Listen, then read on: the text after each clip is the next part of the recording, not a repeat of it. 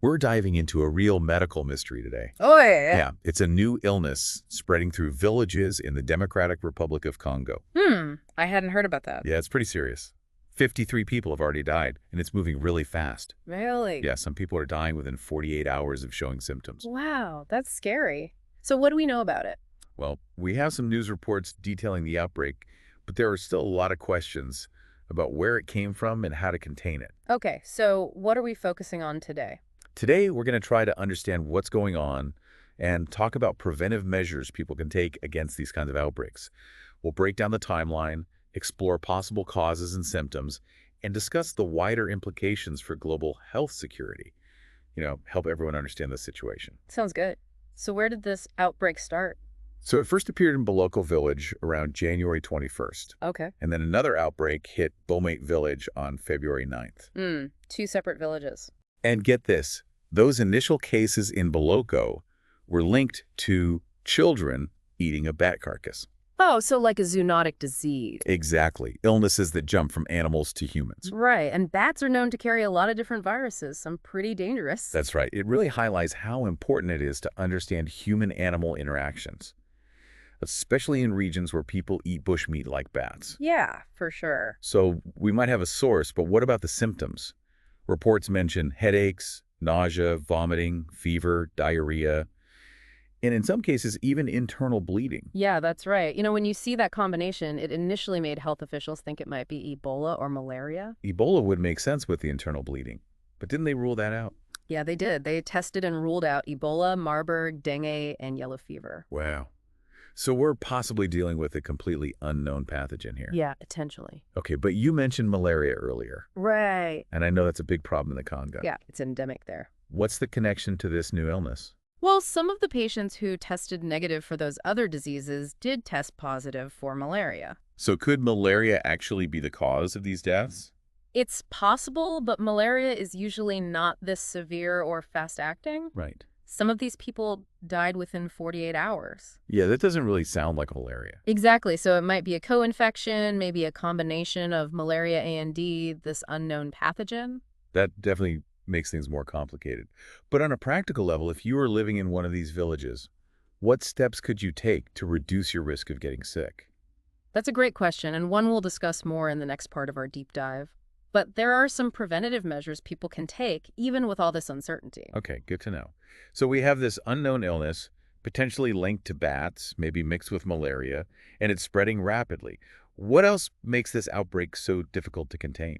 Well, healthcare resources in rural Congo are pretty limited. A lot of areas lack the infrastructure and staff to really respond effectively to something like this. And I keep thinking about those U.S. funding cuts to global health initiatives. Right. How much is that affecting things? Well, they've definitely made it harder for organizations like the CDC and USA to respond. Fewer resources means fewer people on the ground, less equipment, slower testing. It all adds up. Seems like saving money in the short term might have some serious long-term consequences. Yeah, it's definitely a worry. And then there's the U.S. withdrawal from the World Health Organization and reduced communication with the CDC. Oh, right. And that lack of collaboration and data sharing makes it harder to have a coordinated international response. Exactly. And then on top of all of that, you have all the regional unrest in Congo, which makes it even more difficult and dangerous for organizations like the CDC to operate. So it sounds like a real uphill battle. Yeah, it is. But I'm sure there are still things individuals can do to protect themselves, which we'll explore in more detail after the break. Right. So stay tuned. So before we were talking about the challenges of this outbreak. Right. Like the unknown pathogen, the possible role of bats and malaria, and all the difficulties in containing it. It is definitely a concerning situation. Definitely. But you mentioned there are things people can do to protect themselves, even without having all the answers yet. Right. So let's focus on that. What are some practical things listeners can do to minimize their risk of getting something like this? Well, even though we don't know everything about this specific illness, some basic preventative measures are always important, especially when you're thinking about zoonotic diseases, the ones that come from animals. Right. Okay, so food safety is absolutely crucial. Okay. You want to thoroughly cook all your food, especially meat, to kill any potential pathogens. That's really important when it comes to bushmeat, since we know that was involved in those first cases. Yeah, absolutely. So we're talking about cooking meat all the way through. right? Not just searing it on the outside. Exactly. It's easy to think meat is safe if it looks cooked on the outside, but there can still be harmful bacteria inside if it's not cooked to a safe temperature. Okay. So, like, a good rule of thumb is to use a food thermometer. Poultry, for example, needs to be cooked to 165 degrees Fahrenheit to be safe. 165. Okay. Yeah. Food thermometers, they're not just for professional chefs. Right. I need to get one of those. Okay, so thorough cooking is key. What else can we do? Well, along with food safety, good hygiene practices are really important, especially frequent hand washing. Hand washing. It's so simple and effective, but I bet most people still don't do it enough. What's the best way to wash your hands to really get rid of those germs? You're absolutely right. Hand washing is one of those things people forget about, but it's one of the most effective ways to stop germs from spreading. Use soap and warm water and scrub for at least 20 seconds. And make sure to get under your fingernails and between your fingers. It's about as long as it takes to sing happy birthday twice. Oh, I love that tip. I'm going to be singing happy birthday every time I wash my hands from now on. Oh. So, food safety, hand washing. What else? What other preventative measures are important? Avoiding direct contact with wildlife is key, especially in places where zoonotic diseases are common. So that includes bats, rodents, and other animals that we know can carry diseases. Yeah, that makes a lot of sense given that link between bats and this outbreak in the Congo. But avoiding wildlife can be tough, especially in areas where people rely on bushmeat for food. How do you balance that need with protecting yourself from zoonotic diseases? That's a really complex issue, and there's not a simple solution. It requires a multi-pronged approach. You need education about the risks of handling and eating bushmeat, promoting alternative food sources, working with local communities to come up with sustainable practices. It's important to keep in mind that in many cases, people rely on bushmeat because they have to, not because they want to. Right, that's a good point. It's not about judging cultural practices. No, not at all. It's about understanding the situation and working together to find solutions that protect both people and wildlife. So we've talked about these concrete steps. What about staying informed? How does that play into staying safe? Staying informed is absolutely vital. These days, information spreads so quickly, but you have to make sure you're getting it from a reliable source.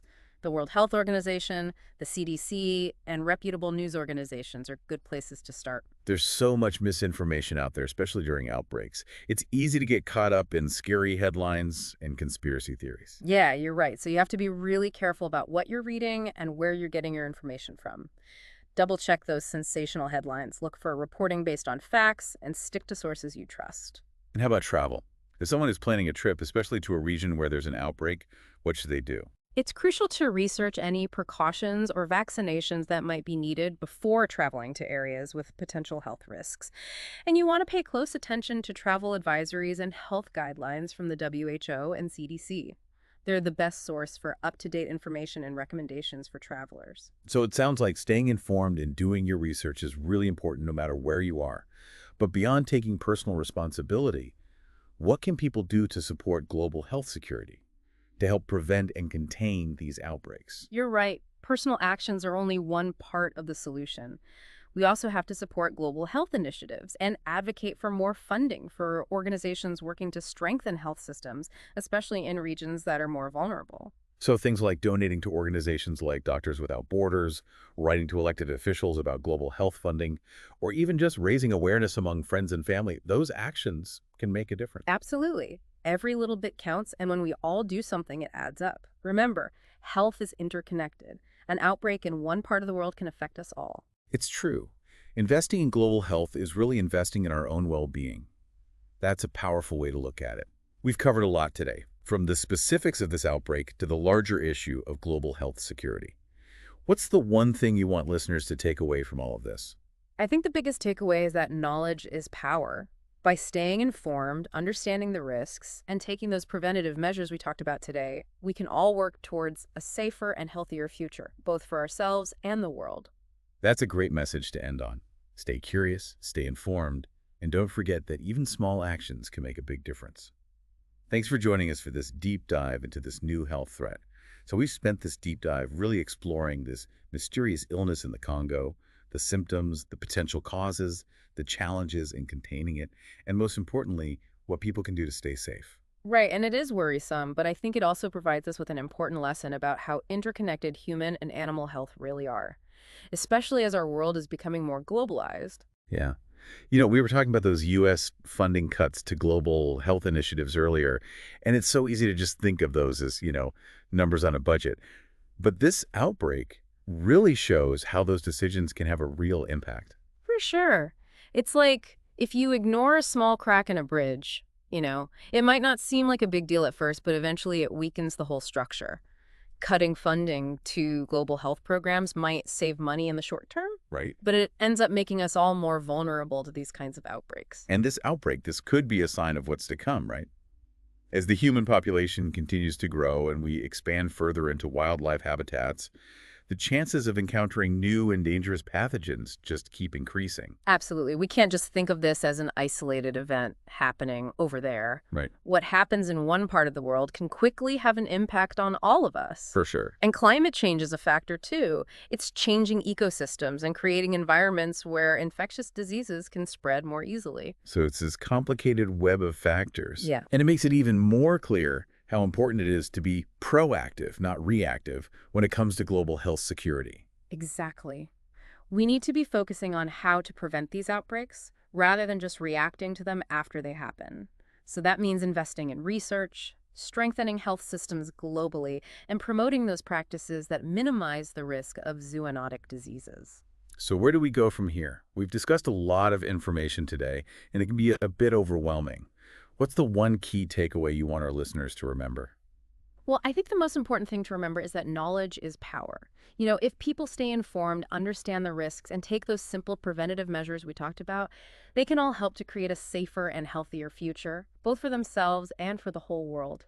It's a great point to end on. Stay curious, stay informed, and remember that even small actions can have a big impact. Thanks for joining us today for this deep dive into this emerging health threat.